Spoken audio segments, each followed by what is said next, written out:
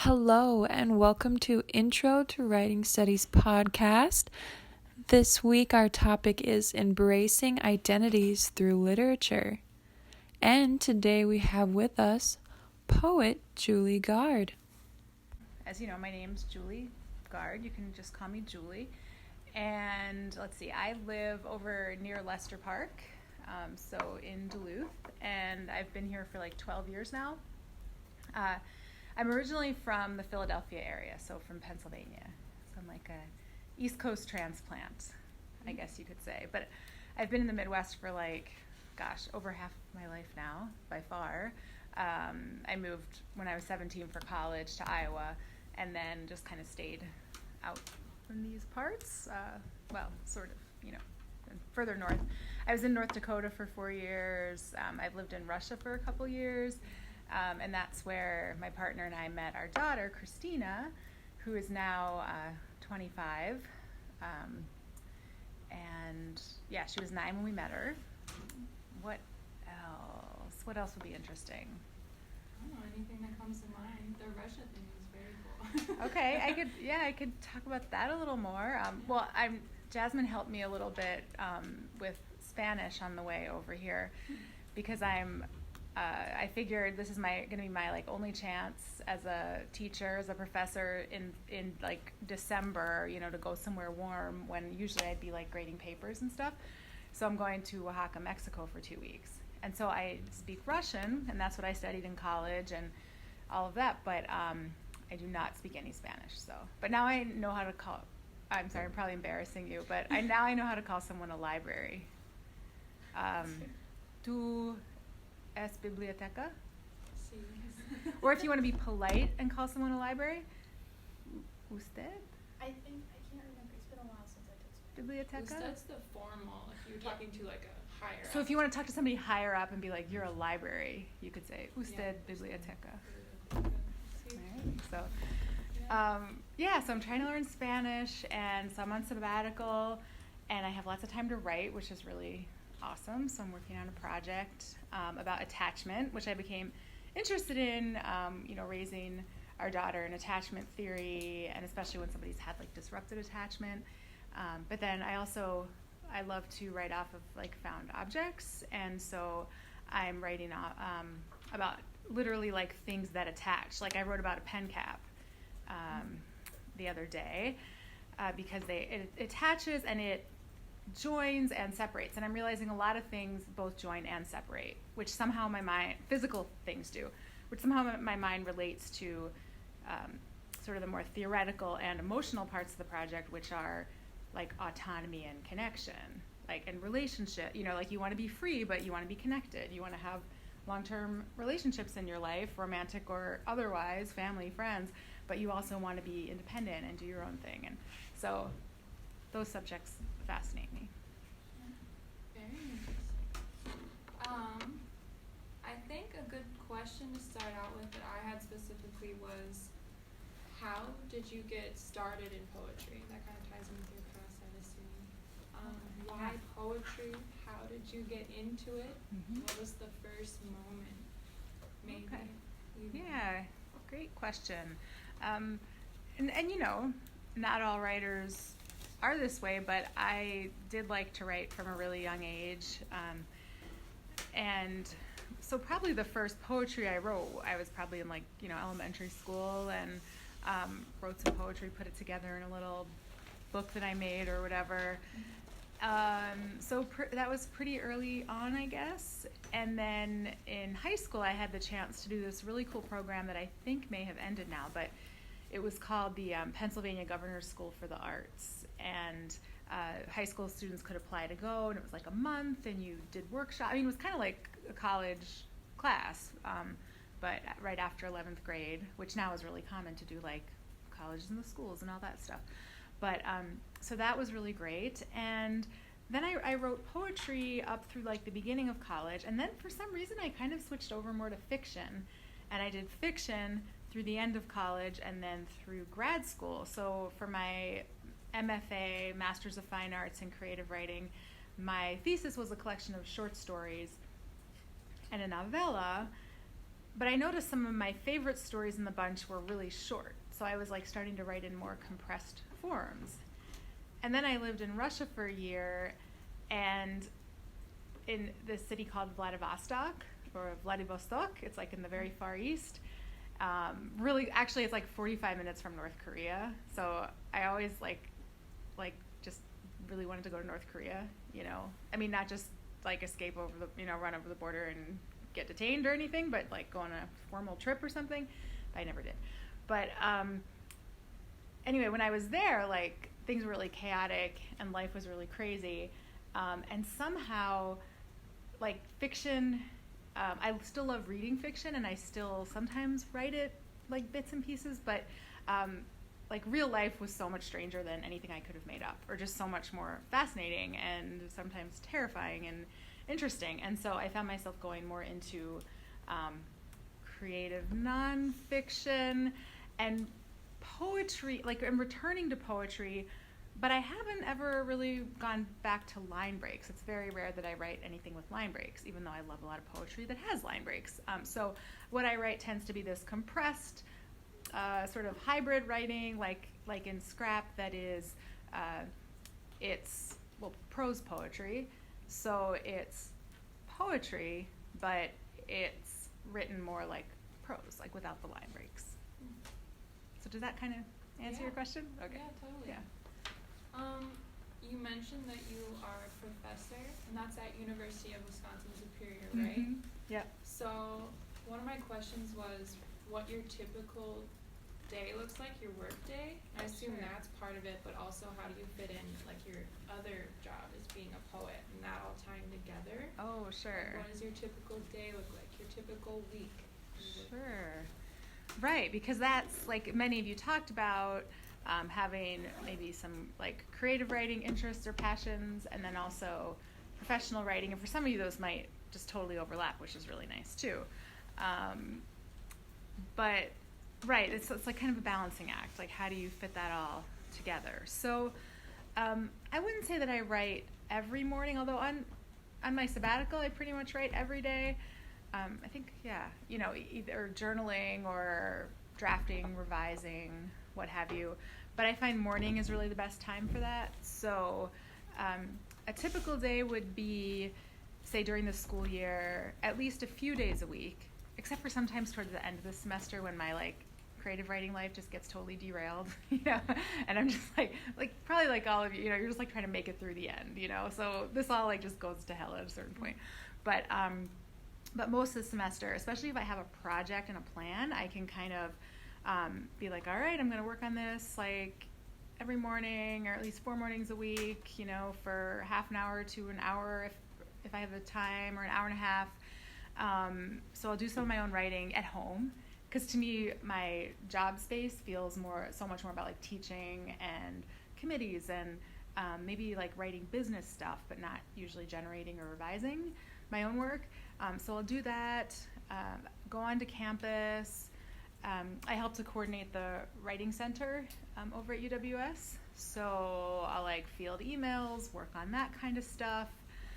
And on a good day, things feel balanced, and, you know, maybe like one advisee stops by and we chat, and that's fun, and I have enough time to get prepped for class, and then I teach a class, and, you know, maybe have a meeting or whatever.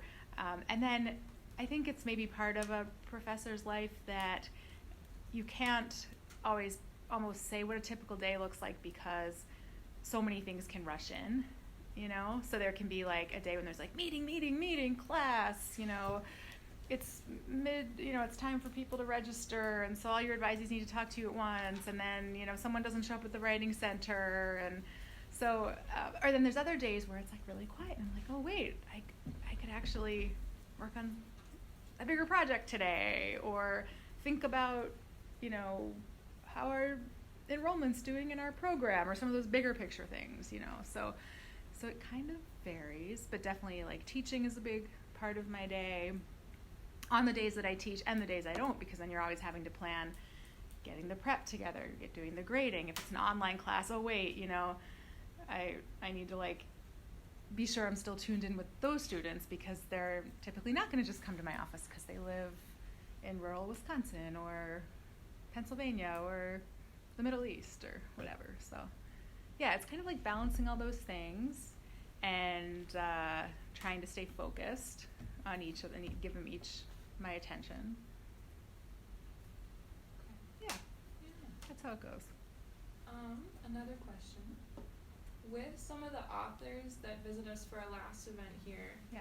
a lot of questions kind of centered around social media and being a writer and how those tie together. I was wondering if that affects you at all. Do you use social media to present yourself as a writer and a poet? Is that important to you? And do you use it? That's a really good question. And I'm guessing some of your writers that are coming to visit probably do even more, or are really, it's a really big part of what they do.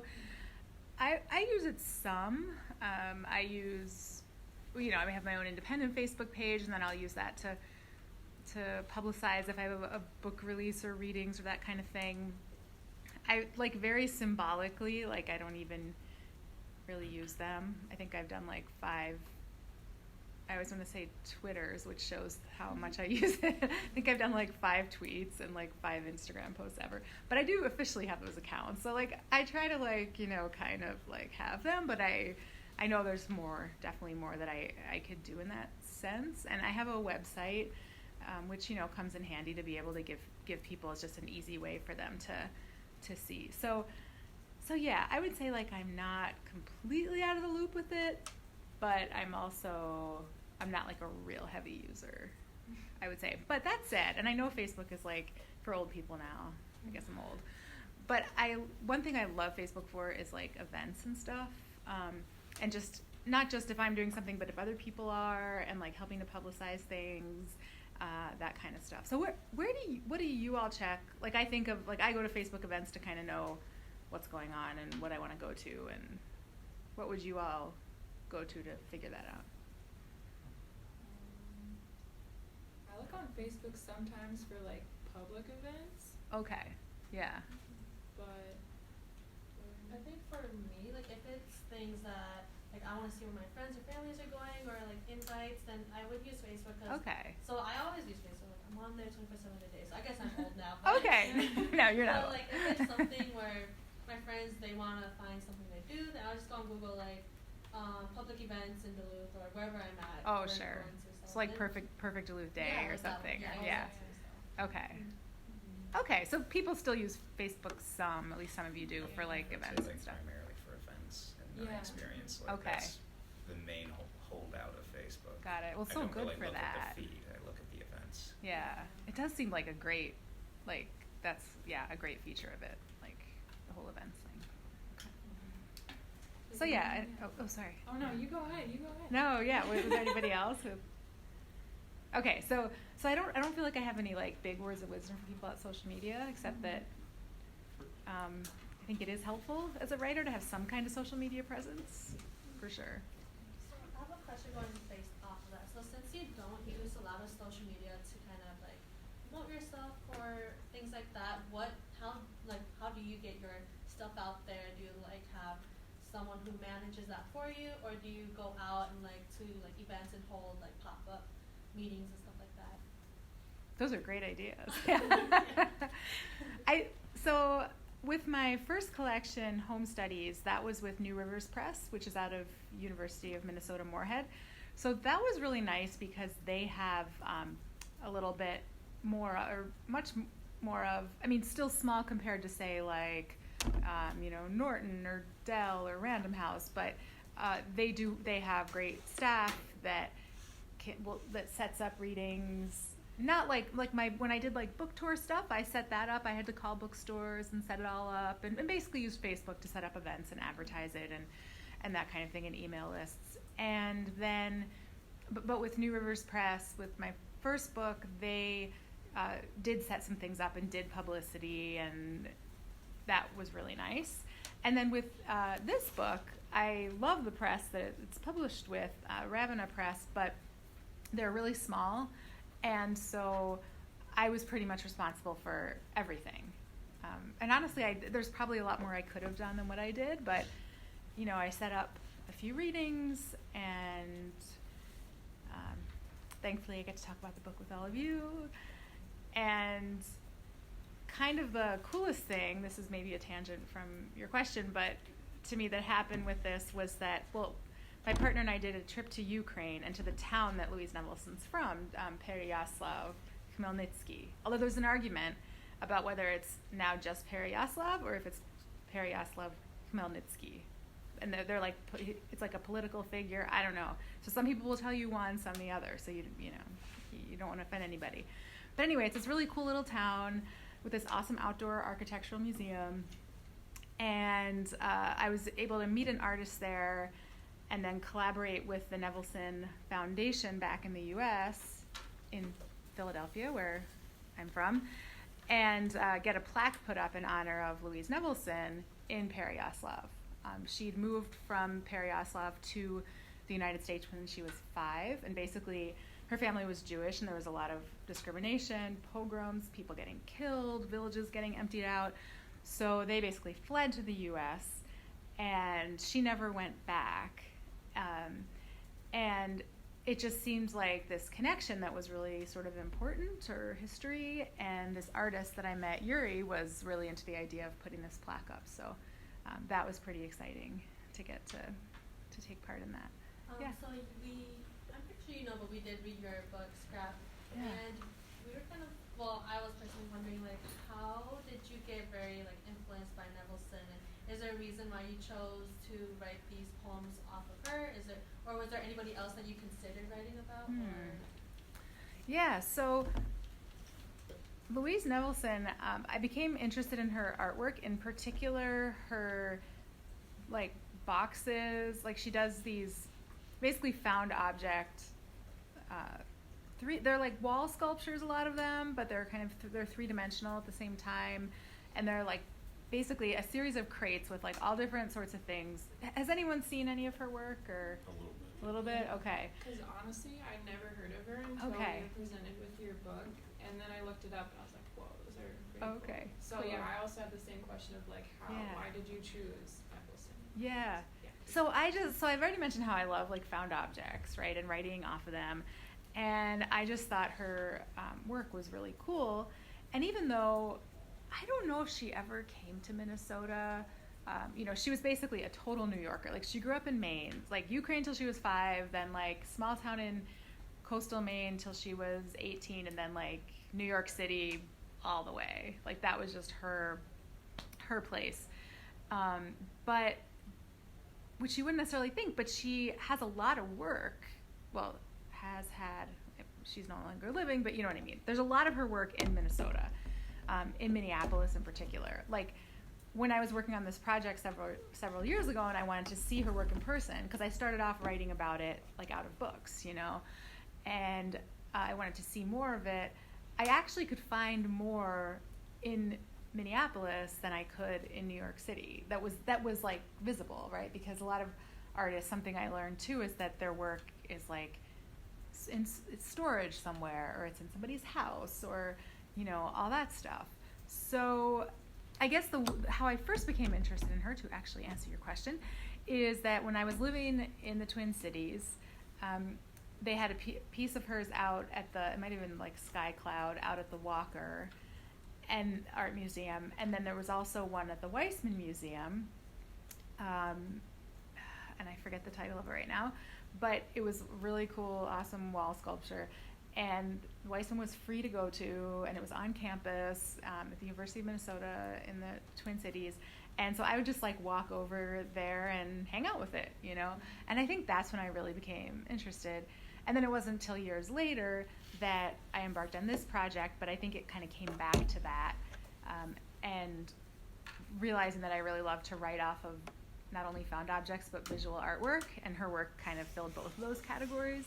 So I just got into it, and it was like a good way too in terms of thinking of like a schedule or like a writing routine. Like every morning I'll write off of a different sculpture, and I kind of got into that routine. So I mean, there are other artists I could imagine writing about as well, or writing off of their artwork, and I have with other artists, but I think I was just really drawn to writing off of her work. And maybe it has somewhat too, like with my love of Slavic culture and her being from Ukraine. I think there may be just some different connections there. And then I have a question going based off of that. So, you were influenced to like write these poems based off of her artwork. So, what kind of effect do you hope to have on someone's when they read your poems or your like whatever you see of your work? What do you hope to like leave them with, like either with an impression or have them take an action or something like that? Good question. Like, what would I want someone to maybe most of all just to notice things. I think that's to like maybe be inspired to notice, be inspired to piece things together, whether that's like in your own life or creatively. I think that would be what I would most want people to take away. I'd love to pause there for a second. 'Cause one of the things I've just become very self-conscious of is that when there's a panel, you're not talking all the time. And when you're by yourself, you are talking all the time. If you're interested in writing a paper about Julie Gard, as you were required to do for many of the authors in the class, and would you be willing to share one of the thoughts you're thinking about writing about in your paper so that we can give Julie a little bit of time to kind of catch her breath, rest her voice, and maybe she can learn a little bit more about what you guys are up to? Sure, that sounds fun. I want to write a paper about you, but I'm more interested in the grant writing that you've done for Scrap. Okay, yeah. And that was my big thing I was going to go off of. Okay. The grant, yeah, applying for grants. We read your, you gave us the grants to go visit the museums for your writer's retreat. Right, And then right. we also, are you interested also in the grant for the Hibbing exhibit? Was it Hibbing or Grand Rapids or? Virginia? Virginia. Yeah, yep. Yeah. Cool. Okay. Yeah, well, and we are so lucky, those of us, which I know it would not necessarily be everyone in this class, but if you're a resident of Minnesota, or if you are at some point in the future, there's so many arts grants that you can apply for through Arrowhead Regional Artist Council up here. There are other regional artist councils throughout the state, and then the Minnesota State Arts Board. So not every state has that. Like even where I teach over in Wisconsin, there's way less arts grants for people there. And then in terms of applying for grants, it's something that you like learn through practice, and it's so important to know what the particular organization is looking for, and that changes. Like it's changed with ARAC over the years. So I found that, you know, when I moved here 12 years ago, I applied for a couple grants from them. I got them, like, oh, this is great. And I always work hard on grant applications and make sure that they're written well and stuff, or as well as I can. But I maybe got a little bit overly confident. Oh yeah, as long as I give them a good app, it'll work out. And then I, you know, got a rejection. I was like, oh, maybe I need to go to one of their like informational meetings and see where they are at now. And organizations change, nonprofits, you know, have different priorities at different times. And so if you're applying for a grant, it's really important to know what the funder is looking for. And usually they're really willing to talk with you too. It doesn't mean they're going to give you a grant, you know, but they're usually really willing to discuss like what it is that they're looking for, what the priorities are at that moment. And then, you know, you always want to be honest about what you're really going to do and what you care about. But if you can find those areas of overlap between what you're doing and what the funder wants, I think that's really key. You can learn by trial and error, or you can take GRIT 4100, Introduction to Grant Writing and Project Management, offered next fall. Who else is thinking about writing a Nice. paper? Okay. Mine was very similar to her subject, like grant writing and how that plays into working. Yeah. Something I was thinking about that would possibly go into writing the paper would be how, as a new word I've learned, ekphrastic writing. Mm-hmm. How that can work when you do not physically see the thing you're writing about. Right. Because we don't see the thing you're writing about here, and what the challenges of that must be, or what the frame of thinking it has to be in, because my frame of thinking is I would want them to see it. Like your audience to see it. Yeah, the audience to see it and see, and then be able to look at it and reflect on the poem, on the sculpture, and see, and try to see how you saw it, basically, but this obviously, unless you're like Googling all of them. Which you could do as you're reading. And yeah, you probably couldn't get all of these, but you can get enough to get a good idea, right? Yeah. But okay, so that's a really interesting question, and this is something that writers who do ekphrasis sometimes like to geek out about, because it probably doesn't sound like a really pressing question to other people, but you've asked. So is the purpose of an ekphrastic piece of writing to go with the work of art and like illuminate it for the audience or the reader, or is the point of it almost to, in some ways, like replace the work of art or stand in for it? So do you want to have every image right there, or do you not want to have every image right there? Because in some way it's like almost maybe more significant or less show and tell, or I don't know, does that make sense? Like just that idea, like maybe you don't want every image there because what you're doing is like inspired or spins off of the image, but is it meant to go with the image? I think like, well, like I have a collaboration with a photographer where when we display our work together, it's like there's her photograph and my prose poem, so I totally think there's a benefit to that.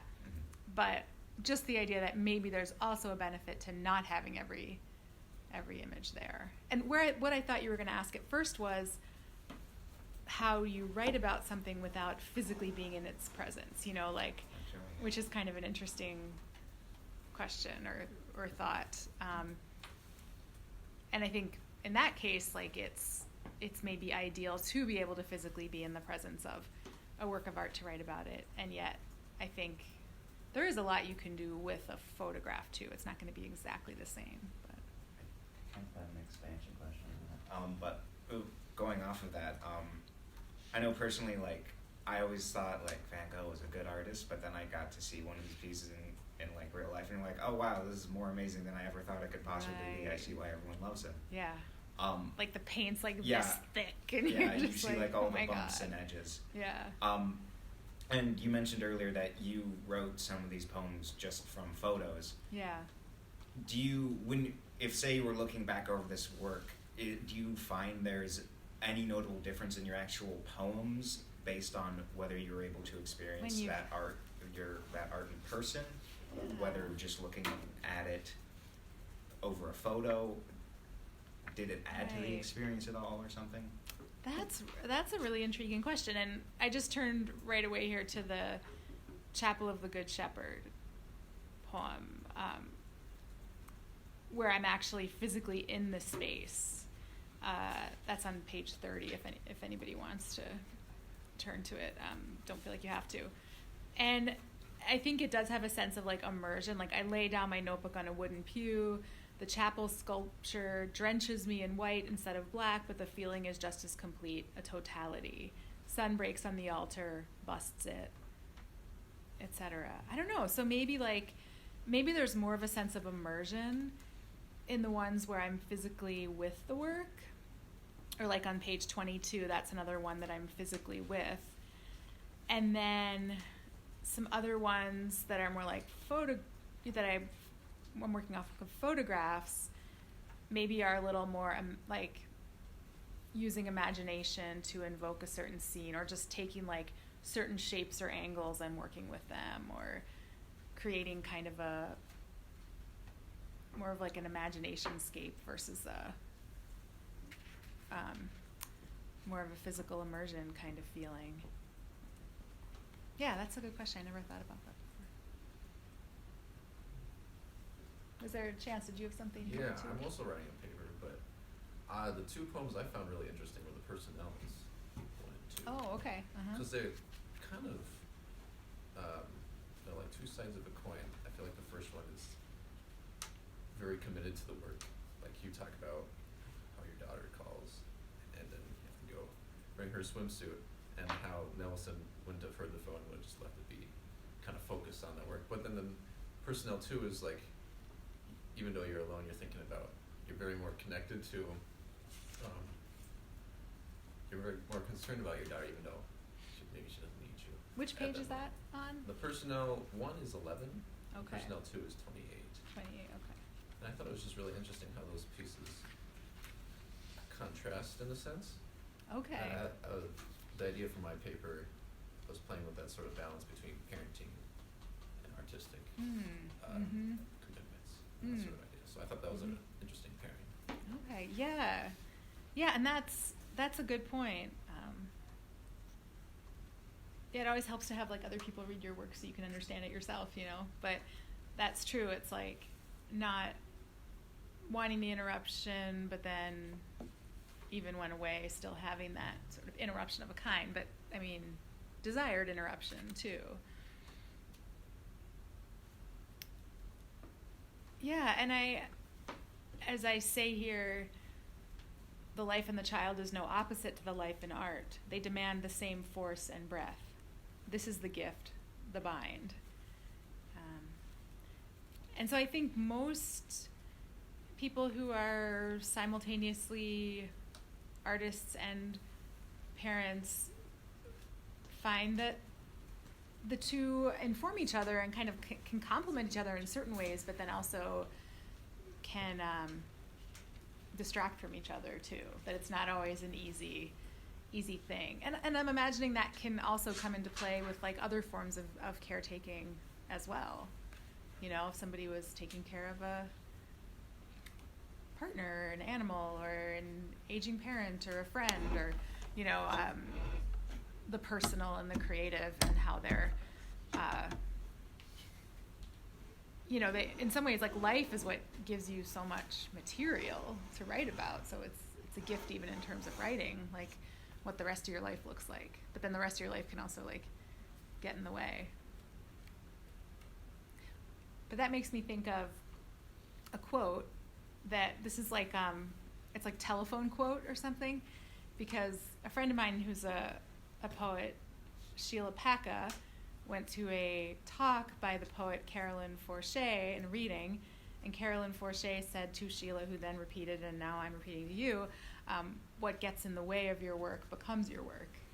And so I think that's kind of like a good survival strategy, you know, like I have no time for my own writing because of this, this, and this. Well, is there a way to let that enter your work in some way? It's funny because I had Sheila as a professor at LSE. Oh, cool. So.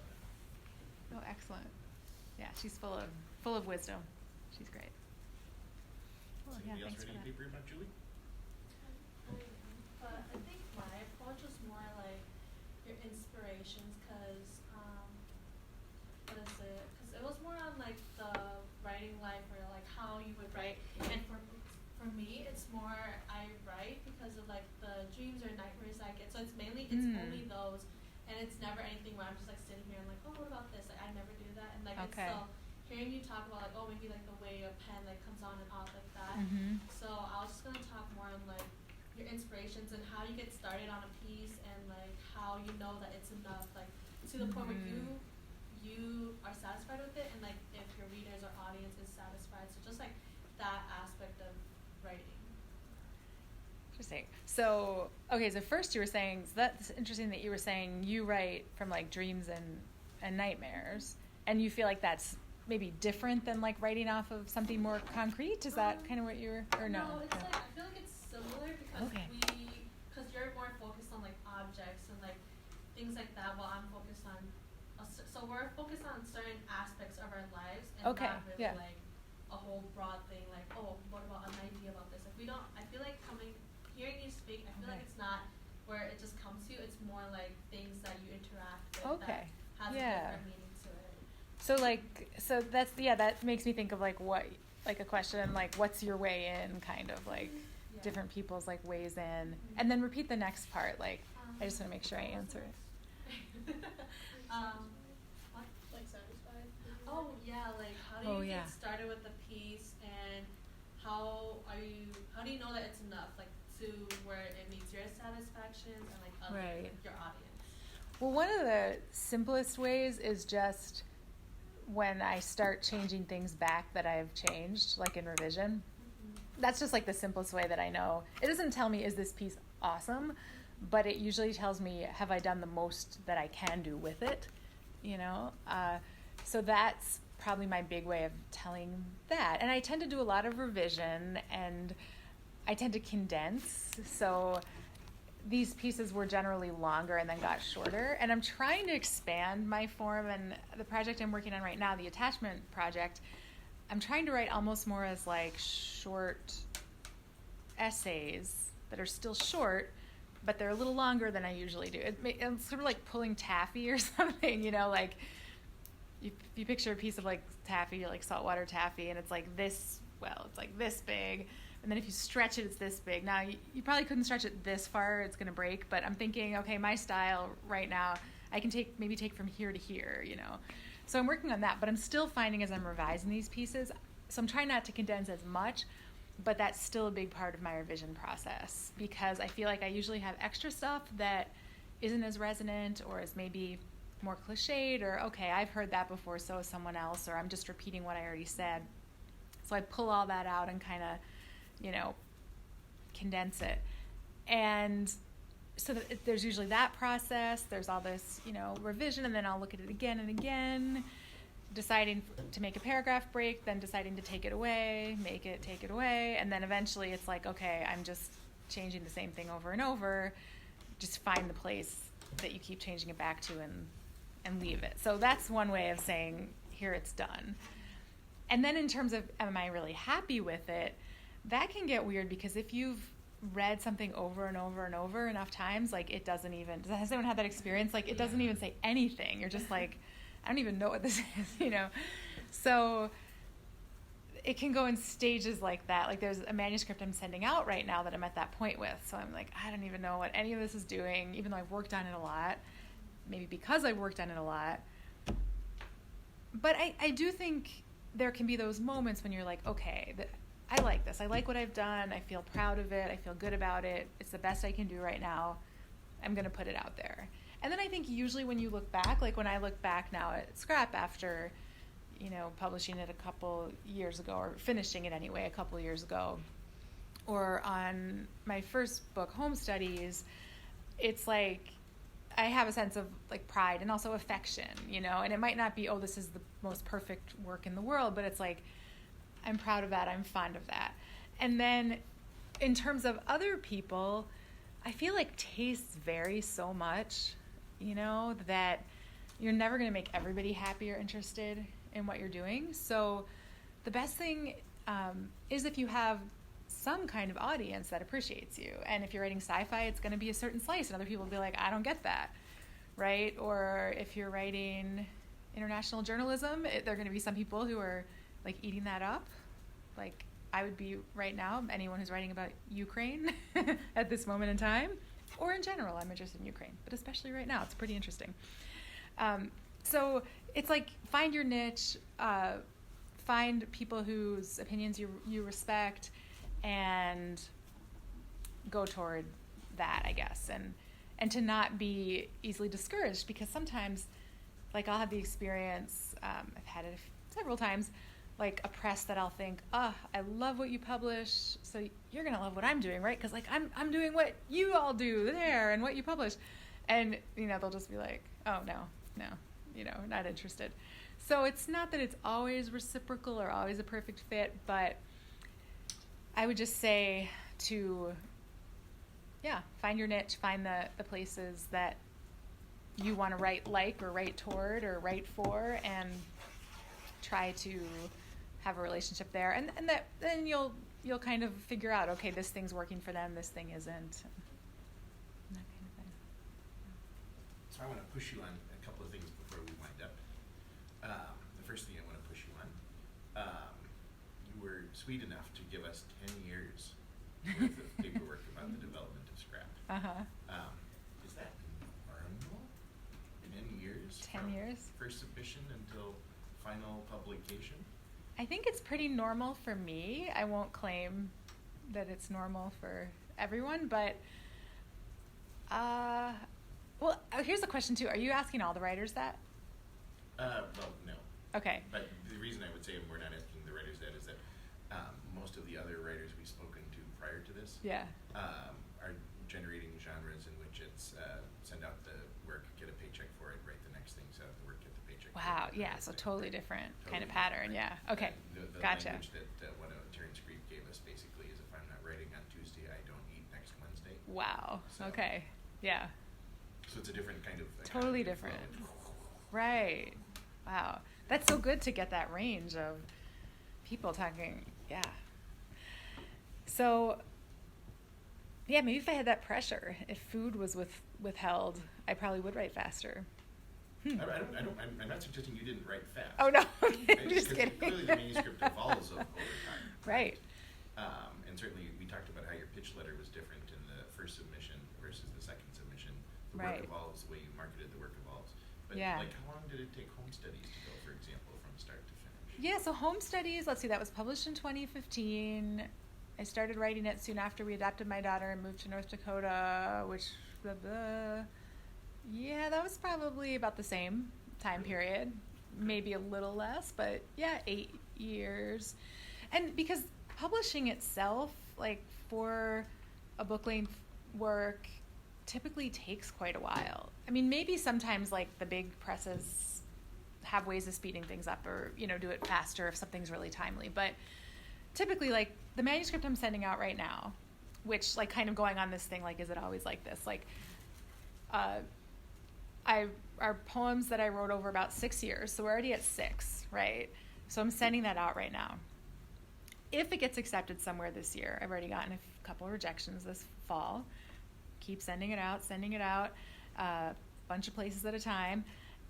If I was so fortunate as to get the book accepted this first year of sending it out, sorry, this is depressing, isn't it? Then say if it was accepted somewhere this spring, it's very unlikely that it would appear until the following spring, right? So that's where then we're at we're like 8 years, 8.5 years. So I think that's about the pace. I was just this morning, I was kind of like, I guess I got tired of I did my writing work and I was like, I feel like shifting into a different frame of mind. So I was actually doing some calculations on if I write and revise at this pace, when could I have a short nonfiction book manuscript, And I was like, I could by the end of next summer, So in that case, this could be a record. If I had a draft by the end of the summer, it would still take me another year to revise it, I'm sure. Send it out, publish. Okay, my next book might be 4 years, but that would be almost like breaking the what just happened recently, the 4-minute mile in marathons got broken in some 2-hour marathon. Yeah, okay. 2-hour marathon, right. Right, oh yeah, he was a little over 4 on each, right. Yeah, that was amazing. Anyway, it would be some kind of a record. So yeah, I think it just takes a while, but you can also have projects going simultaneously. So I think it's actually a really good idea. Well, everybody works differently. If you're like a one project person, that's who you are, and go for it. It can work to have a few irons in the fire. So it's not like for 8 or 10 years, all I did was just think about this. I thought about this other project and this and that, and I was working on Home Studies and then working some more on this and sending this out and then doing that. And, it's good to have a few different things going. And then when you get tired of one, you can work on the other. And yeah. My inside informant into your life tells me that you keep an Excel file to keep track of some of these things. Would you mind talking to students? Yeah, only if I know who your inside informant is. Jamie. I was going to guess Jamie. Yeah. Yes. Yeah, an Excel file. So, actually it's in Word. I know Excel is better for all this stuff, and I can use Excel, but I'm not great at setting it up. and doing all the I don't know. I'm just like a word table person, I guess. But I have 2 Word documents with tables, and one is like each place I send workout, the date I've sent it, what I've sent, and then accepted or rejected. And sometimes you'll get a no, but a send again, which actually means something. So if someone says like, can't take this, but send again, I used to think that was just like, you're just being polite, like, but it's actually a different category. So there's like the no with no send again, which I also get sometimes. There's a no with send again, and then there's the yes. So no send agains they're not as good as yeses, but they're good. So anyway, so I have that file going. So it's good to keep track, and especially for poets, or if you're sending a lot of different smaller pieces out, it's really important. But it's important too if, even if you just have a couple of pieces out and they're longer ones, so you don't have tons of things flying around, still I think it's a good idea to keep track. And then I did something bad, and because when you write poems and you have like 70 poems in a manuscript and you're sending them all out individually as well, because individual publications for short stories or poems usually help publish the larger collection because they see that you've already had some exposure for them. I found that I kind of would like lose track at times of like what I was doing or where things were. So I have a second file where I have like each poem and then where I've sent it, and then if it's accepted or rejected or whatever, because I did submit something that I'd already published somewhere and it almost got published again. And I don't know what happens to you then if just like your whole reputation in the small literary journal world, you're just like forever, I don't know, banned. No, not really, but you're really not supposed to do that, So that's when I started my second file. So yeah, I have like 2 tables that I keep track of everything in, and it's kind of the more boring side of a writing life, but This class is significantly about the boring parts of writing life, and that's why I wanted to make sure we talked about it. good. Okay. Yeah. And that was Julie Gard. Thank you on behalf of everyone here at Intro to Writing Studies. We hoped you enjoyed our topic this week, embracing identities through literature. And we hope to see you next week. Thank you.